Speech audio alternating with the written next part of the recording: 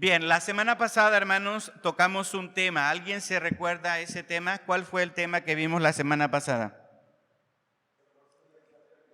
El sacerdocio universal del creyente. Muy bien, el sacerdocio universal del creyente. ¿Qué significa eso del sacerdocio universal del creyente? Que todos los que hemos creído, ¿verdad?, somos sacerdotes, y los que no han creído pueden llegar a ser sacerdotes, ¿verdad? Esa es una buena distinción. Todos los que hemos aceptado a Cristo como Señor y Salvador, sin excepción alguno, somos ya sacerdotes. Somos un pueblo escogido por Dios, real sacerdocio. Eso es algo que vimos. Esto significa que cada uno de nosotros puede interceder a Dios por los demás. Podemos orar por los demás, podemos pedir la bendición de Dios para los demás, podemos ir directamente al trono de la gracia de Dios y pedir socorro para nuestra vida, para la vida de otros. No necesitamos un sacerdote o un pastor que haga esa tarea de manera exclusiva.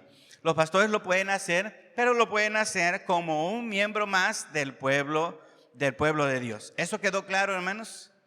No hay un privilegio especial de los pastores en cuanto al sacerdocio de los creyentes con respecto a Dios. Y esto nos da una gran bendición, ¿verdad?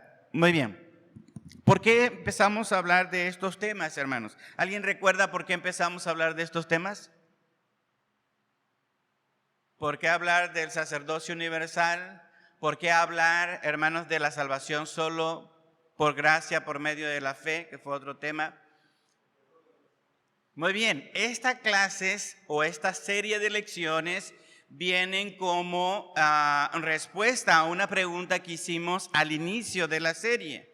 Esta serie tiene que ver por qué somos bautistas, por qué no llevamos otro nombre, por qué no somos pentecostales, presbiterianos, metodistas, luteranos o católicos romanos.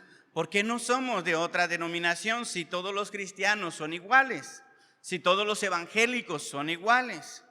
Y dijimos que era importante que nosotros aprendiéramos a distinguir quiénes somos como bautistas y hablar de las doctrinas y prácticas de la iglesia bautista, ¿verdad?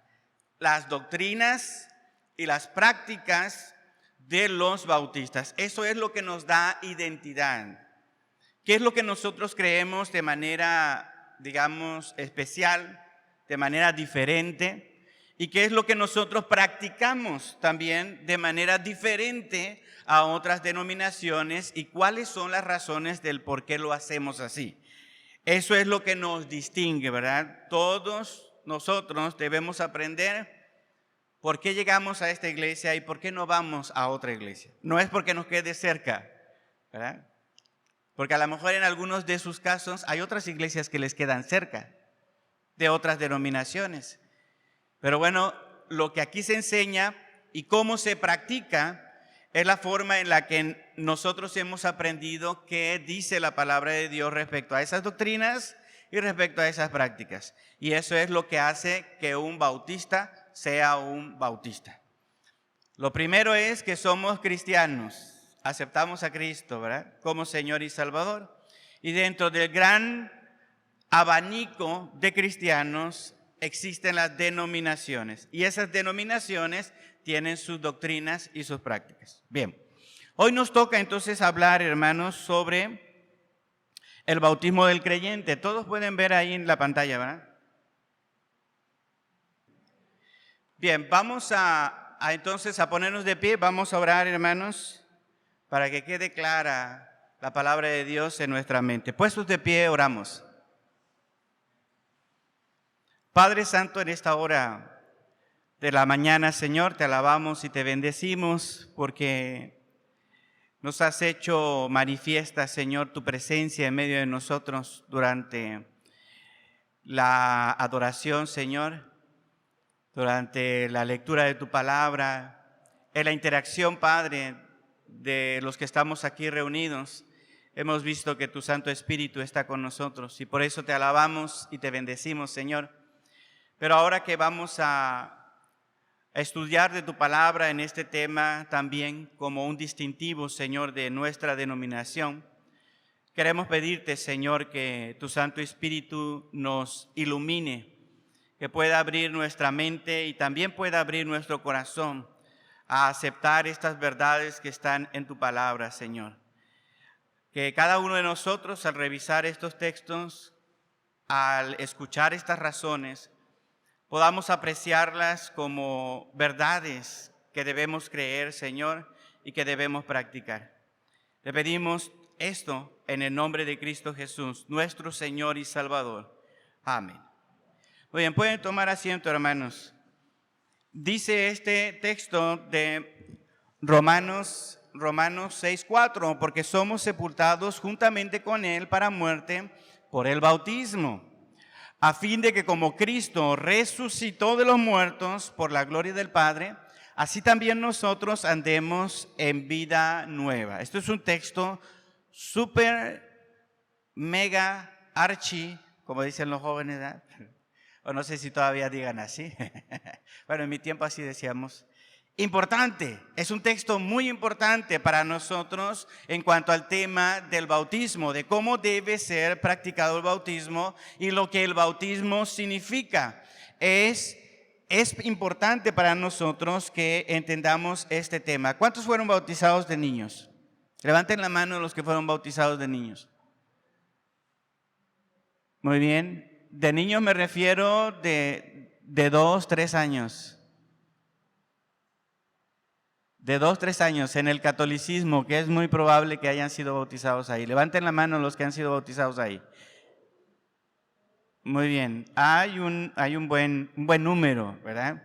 ¿Por qué? Porque esto es lo común en la iglesia mayoritaria, ¿verdad? Que es la iglesia católica romana. Desde muy pequeño al niño se le lleva a bautizar. ¿Por qué se le tiene que llevar al niño a bautizar? ¿Cuáles son las razones? Los que fueron bautizados de pequeños, los que tienen familia católica, ¿cuáles son las razones que les han dado para decir, tienes que llevar al niño, tienes que llevar al bebé a ser bautizado? A ver, hermanos. Porque trae el pecado de los padres. Muy bien.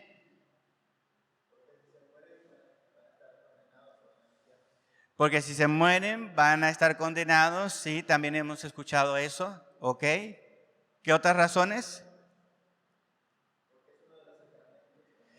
Porque es un sacramento y todo católico debe cumplir con el sacramento. Muy bien. ¿Por qué otras razones? Porque hay que mocharle los cuernitos. ¿Han escuchado eso? Porque hay que tumbarle los cuernitos, ¿ya? Al niño. Porque trae el pecado del padre o lo que se le llama el pecado original. Es alguien que está condenado y está en la familia del otro, ¿verdad? Está en la familia del otro, del enemigo, ¿verdad? Entonces le dicen a veces, bueno, yo lo he escuchado mucho eso, ¿no? Hay que llevar al niño para quitarle los cuernitos, lo dicen de manera de broma, pero hay detrás de esto que el niño es un pecador desde muy pequeño y tienen que llevarlo a que a través del bautismo pueda ser ese niño recibido en la familia de Dios, recibido en la iglesia. Y una vez que ese niño es recibido en la iglesia, entonces ese niño tiene garantía de vida eterna. Por eso es importante que los niños vayan, según la idea católica, a ser bautizados, se les quite el pecado original, entren a pertenecer a la iglesia y a través del sacramento ellos puedan tener salvación. Ellos son marcados, ¿no?, con el bautismo siendo niños, y eso va a asegurar que ese niño haga su confirmación, su primera comunión y todos los demás sacramentos que tiene que ir cumpliendo ese niño. Pero ya desde ahí está marcado para hacer. Bueno, esta es una diferencia bastante importante entre nosotros que no creemos que la Biblia enseñe eso. Nosotros no creemos que la Biblia enseñe de esa manera. Este es un distintivo entonces de nosotros como bautistas, el que el bautismo es enseñado de una manera distinta y es practicado de una manera distinta a muchos grupos cristianos, a muchas denominaciones, y a través de la historia de nosotros como bautistas, esta creencia, hermanos, esta creencia ha llevado a la denominación, a nuestra denominación, la ha llevado a la persecución. Por creer como creemos, por practicar como practicamos el bautismo del creyente, los bautistas a través de la historia hemos sido perseguidos, hemos sido asesinados. Mucha gente llamándose también cristiana, pero con una visión diferente de la doctrina, no les ha gustado que nosotros como denominación enseñemos lo que la palabra de Dios dice con respecto al bautismo. Así que por ser bautistas y tener esta doctrina del bautismo del creyente y esta práctica específica, muchos han dado la vida en nuestra historia como denominación. Muchos nos han perseguido. Ahorita ya hay un poco más de tolerancia con respecto a esta doctrina, pero en el pasado fue así. Y la pregunta entonces sería, ¿por qué los bautistas se aferran a la creencia y a la práctica de la inmersión? ¿Por qué? ¿Por qué nosotros, a pesar de que es un riesgo creer de esta manera, por qué en la historia de nuestra denominación nosotros nos hemos aferrado o hemos sido muy firmes en seguir creyendo esto y seguir practicando el bautismo del creyente de la forma en que lo hacemos? Bueno, en primer lugar es porque el bautismo, hermanos, en primer lugar, el bautismo es solo para creyentes. La Biblia enseña que el bautismo es solo para creyentes. Nos aferramos a eso porque la Biblia es lo que enseña. Nos aferramos a la doctrina del bautismo del creyente porque la Biblia es lo que enseña. Enseña que solamente los creyentes deben ser bautizados. Nos aferramos a esta doctrina y a esta práctica porque la Biblia enseña, hermanos, que el bautismo es solo por inmersión. Segunda razón, porque es solo por inmersión, y nos aferramos o somos fieles a esta doctrina o a esta práctica porque la Biblia dice y enseña que el bautismo es simbólico. Tres cosas que nosotros podemos constatar en la palabra de Dios. ¿Me las pueden repetir? Le dije que tenían que poner más atención porque ya no lo iban a poner ahí, ¿verdad? Bueno, Pastor Daniel, primera razón. ¿Por qué nos aferramos a que el bautismo del creyente sea enseñado y practicado de la forma que lo hacemos? Dijimos, porque la Biblia enseña que el bautismo es solo para creyentes. ¿Quién le ayuda al hermano Daniel? La hermana Claudia. Solo para creyentes. Muy bien. Ya los empecé a poner nerviosos, ¿verdad? Así me pasaba en la escuela. Yo empecé a preguntar al maestro. ¿Qué dijo? Bien, segunda razón, porque el bautismo, según enseña la Biblia, es solo por inmersión, ¿verdad? Solo por inmersión. Y la última razón es porque la Biblia enseña que el bautismo es simbólico. Muy bien. Entre todos es más fácil, ¿verdad? Pero, hermano, no deje de poner atención porque le voy a preguntar, le puedo preguntar directamente, ¿verdad? Para que no se me duerma. Busque su Biblia, si no trajo su Biblia, físicamente busque en su celular su Biblia, que ya le dije dónde la puede descargar. Traiga ahí su Biblia para que, si yo le digo, léame el siguiente versículo, hermano, hermana, usted lo pueda hacer. Bien. Ok, entonces eso es lo que vamos a revisar. ¿por qué nosotros como bautistas enseñamos esta doctrina de una manera específica y por qué la practicamos de esta forma? Tenemos 3 razones. Porque el bautismo es solo para creyentes, porque el bautismo es solo por inmersión y porque el bautismo es simbólico. El bautismo es simbólico. Veamos el primer punto entonces, hermanos. El bautismo es solo para creyentes. El bautismo es solo para creyentes. En el Nuevo Testamento, el bautismo venía después de la conversión. ¿Escuchó bien? En el Nuevo Testamento, en el testimonio de la Biblia, en el Nuevo Testamento, nosotros vemos que los que se bautizaban lo hacían después de que se convertían y no antes. No se iban a bautizar primero y después aceptaban a Cristo como su Señor y Salvador. Esa práctica no la vemos nosotros en el Nuevo Testamento.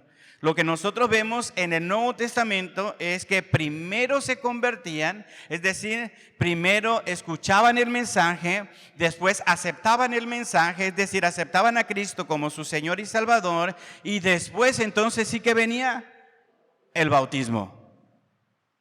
No podemos practicarlo de otra manera, ¿no? No era el bautismo necesario para la salvación. El bautismo no era necesario para salvación. Nosotros vemos en el Nuevo Testamento que el bautismo venía antes de la conversión y que no era necesario para la salvación. Esto es importante porque aún siendo evangélicos, aún siendo bautistas, algunos todavía llegan a creer que el bautismo es para perdón de pecados, para salvarse. Y la Biblia no enseña eso. La Biblia enseña que el bautismo viene después de la conversión. Por eso es que decimos que el bautismo es solo para creyentes. El que no se ha convertido, hermanos, el que no ha aceptado a Cristo como Señor y Salvador, no es un creyente. ¿Está usted de acuerdo? ¿Sí está usted de acuerdo? Es un simpatizante. Es un simpatizante si llega a la iglesia. Pero si no ha tomado la decisión, no se le puede bautizar. Es que yo fui bautizado en la playa. Fui a acompañar a mi primo. Fui a acompañar a mi primo que iba a ser bautizado. Estábamos todos en la playa y entonces el pastor dijo, el que quiera ser bautizado, pase al frente. Y que me empujan. Y que me empujan. Y pues me bauticé. ¿Sí me explico, hermanos? Hay muchos testimonios de gente que se ha bautizado en esas circunstancias. Es que el pastor insiste y insiste y insiste en la predicación y hasta se me quedaba viendo. Se me quedaba viendo el pastor y me estaba haciendo sentir mal. Todo el mundo estaba pasando y pues pasé al frente y como estaba ahí la alberca, ¡pum! Me bautizaron. ¿Y por qué te bautizaste? Me bauticé por emoción. Me bauticé para no quedar mal. Me bauticé porque todos en mi familia ya se bautizaron y nada más faltaba yo. ¿Sí me explico, hermanos? Estas son las razones que mucha gente ha tenido para bautizarse, pero la Biblia enseña, y lo vamos a ver ahorita, que el bautismo solamente viene después de la conversión. Si alguien no ha aceptado a Cristo como su Señor y Salvador y se bautiza, ese bautismo no significa nada. Ese bautismo no es bautismo bíblico. ¿Sí me explico? No es por las razones correctas que la palabra de Dios enseña que debe ser un bautizo, ¿no? Alguien que se bautiza y no es creyente, su bautismo no es válido ante los ojos de Dios. Si un niño, un bebé es bautizado de pequeño, no hizo una confesión de fe, no entendió el mensaje, pero sus padres lo llevaron a que le echaran agua en la cabecita, ese bautismo no significa nada. No es el bautismo que dice la palabra de Dios. Vamos a Hechos capítulo 2, versículo 37. Hechos, capítulo 2, versículos 37 al 41. Si alguien lo tiene, lo puede leer. Hechos 2, 37 al 41. Muy bien, entonces, ¿qué debemos hacer para ser salvos? Eso fue lo que preguntaron, ¿verdad? ¿Cuál es el contexto? Pedro estaba predicando, es su primer sermón. Es su primer sermón. Cuando llegó el día de Pentecostés, hubo una manifestación especial, única, en Pentecostés, y Pedro empezó a predicar y a explicar lo que había sucedido. Y ellos, después de escuchar el mensaje, preguntan, ¿qué debemos hacer para ser salvos? Y nota lo que dice Pedro, ¿qué debe hacer? Usted se tiene que bautizar en la iglesia bautista, porque si no, no puede ser salvo. Eso dice el texto, hermanos. ¿Qué tiene que hacer? Arrepentirse. ¿Ah? ¿Y qué significa arrepentirse? Entender que eres un pecador, que estás condenado al infierno, que Jesucristo tomó tu lugar, pagó por tus pecados y que si tú pones la fe en Él, puedes ser salvo. Pero tienes que arrepentirte de haber ofendido a Dios, tienes que arrepentirte de llevar esa vida que llevabas y poner tu fe en Dios. El arrepentimiento incluye también la fe.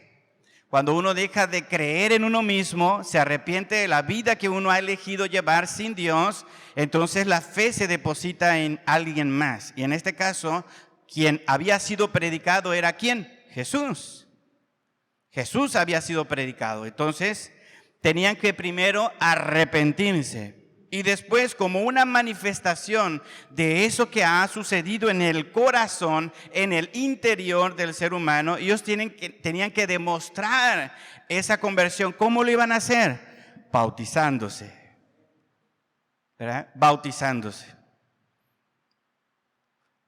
A veces no entendemos la construcción gramatical que está en este texto y decimos, es que tenían que bautizarse para perdón de pecados. No, tenían que arrepentirse para el perdón de pecados y manifestarlo a través del bautismo. La construcción en español no nos ayuda mucho, pero en el texto original hay mucho más la intención que les estoy diciendo ahorita. ¿Sí, Pastor Daniel? Ok. Sí, el problema es que olvida el contexto. Casi siempre, hermanos, los errores de interpretación son errores del contexto. ¿Cuál es el contexto? Que ellos estaban preguntando, ¿qué está pasando con los cristianos? Están hablando en otros idiomas, lo que el texto dice que estaban hablando en lenguas, en otros idiomas. ¿Qué está pasando? Pues es el Espíritu Santo lo que está sucediendo. Y Pedro les explica, ¿no? Ese Espíritu Santo, ya hablamos sobre esto, ese Espíritu Santo que era prometido en el Antiguo Testamento, que iba a ser derramado sobre todo el pueblo, es lo que estaba sucediendo. Están ustedes atónitos, no saben lo que está sucediendo, pero a ustedes mismos les puede pasar el que el Espíritu Santo llegue a su vida. Eso es lo que está respondiendo aquí, ¿no? ¿Cómo puedo hacer que yo pueda hablar en otro idioma y testificar de Jesús? ¿Cómo lo puedo hacer? Ellos lo están haciendo. Pero yo, que no soy todavía creyente, estamos en el contexto del pasaje, ¿no? ¿Cómo lo puedo hacer yo? Entonces, Pedro les dice, tienen que arrepentirse. Arrepentirse. La clave está en arrepentirse y después bautizarse, la manifestación de lo que ha sucedido. Y si ustedes se arrepienten, entonces van a recibir el Espíritu Santo. Y la enseñanza de Pablo más adelante en las demás cartas nos va a ratificar esto, que cuando el creyente o cuando la persona acepta a Cristo como Señor y Salvador, inmediatamente el Espíritu Santo viene y lo sella. ¿Cómo lo sella? Viviendo en Él. Viviendo en Él, ¿no? No tiene que esperar hasta el bautismo, esto es algo que pasa inmediatamente, pero se amplía la enseñanza que vemos en Hechos, se amplía con la enseñanza en Pablo. Cuando nos olvidamos del momento, entonces, del contexto de lo que está sucediendo, pueden llegar malas interpretaciones, ¿no? El bautismo nos salva. ¿Qué salva? Salva la fe en Jesucristo, el arrepentimiento y la fe. El arrepentimiento y la fe. Vamos a otro texto para que podamos confirmarlo mejor. Hechos capítulo 8, versículo 36. 8:36 al 39.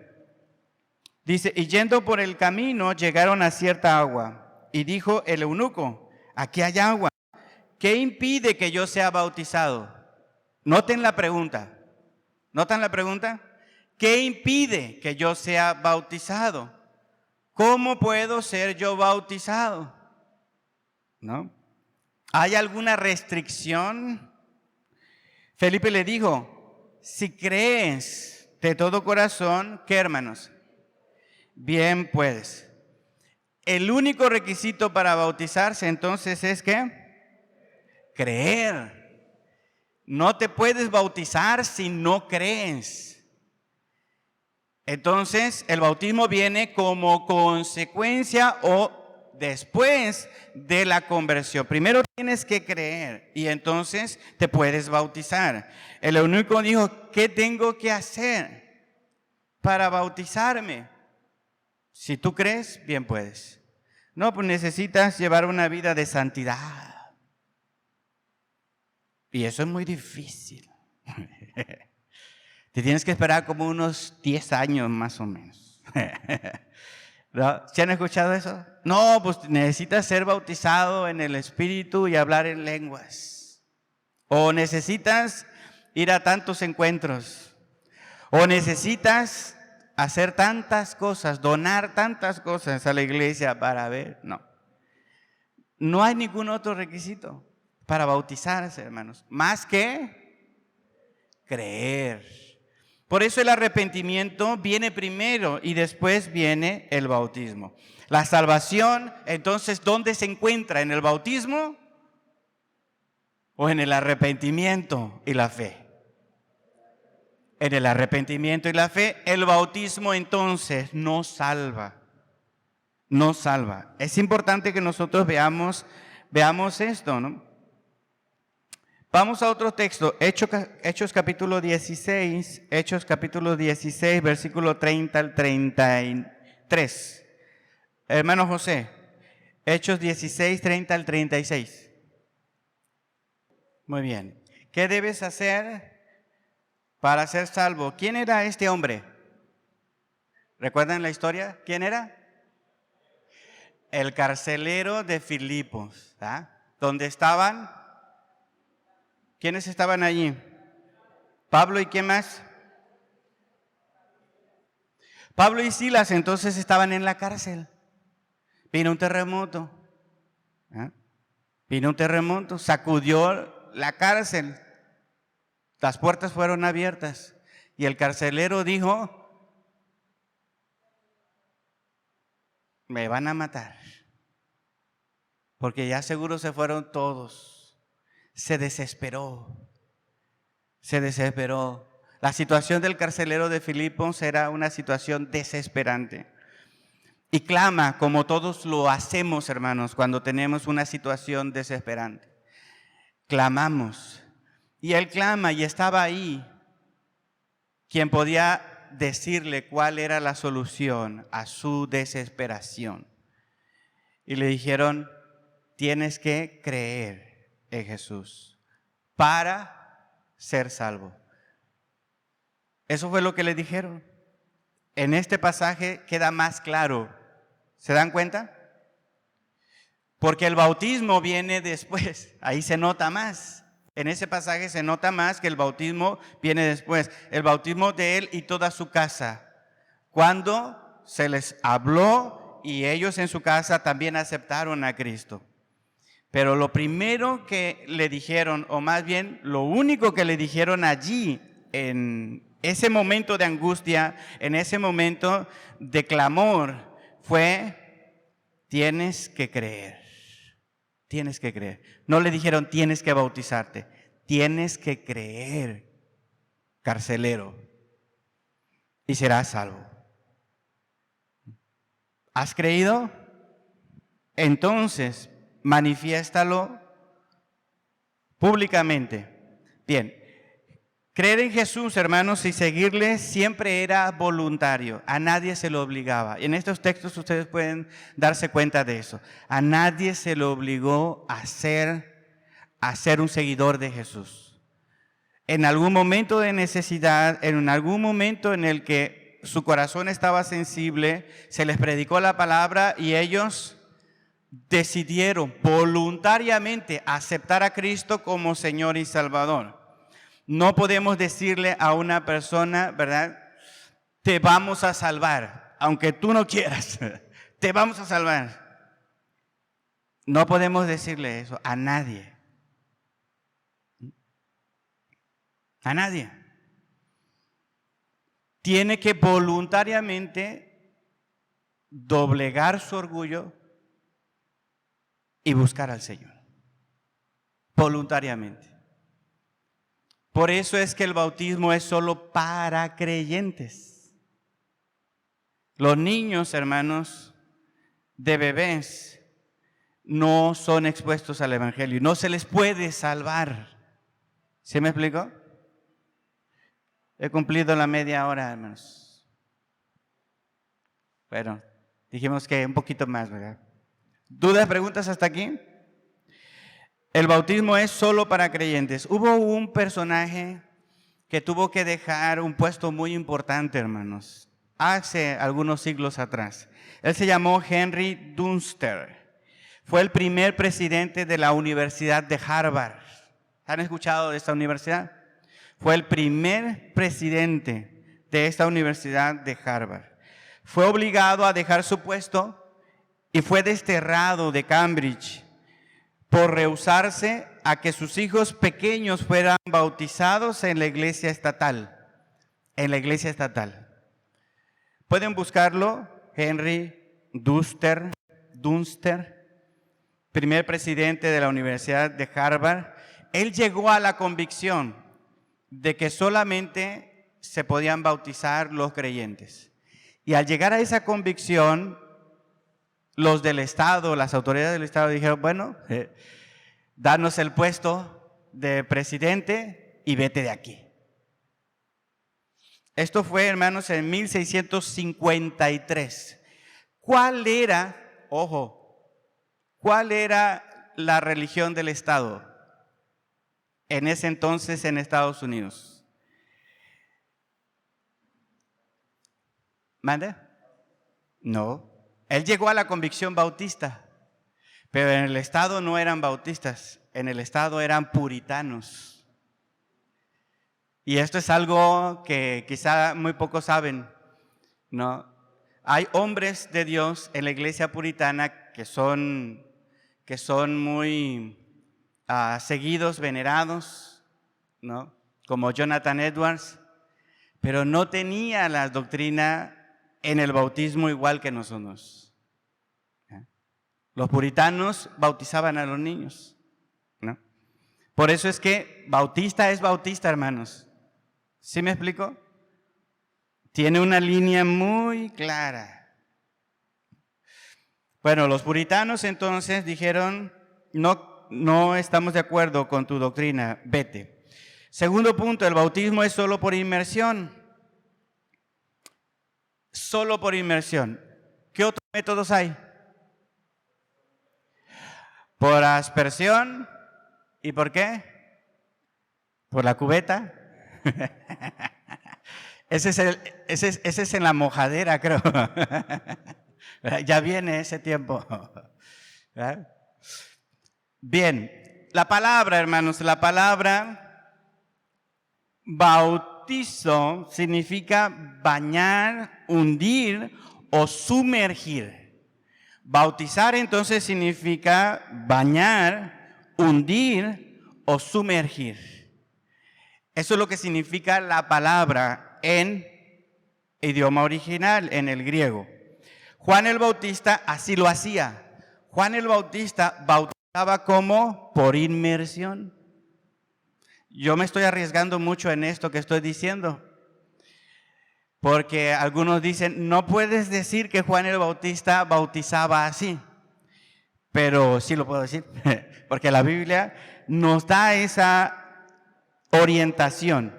No la indicación, pero sí la orientación. Mateo capítulo 3, hermanos. Mateo capítulo 3, versículos 13 al 17.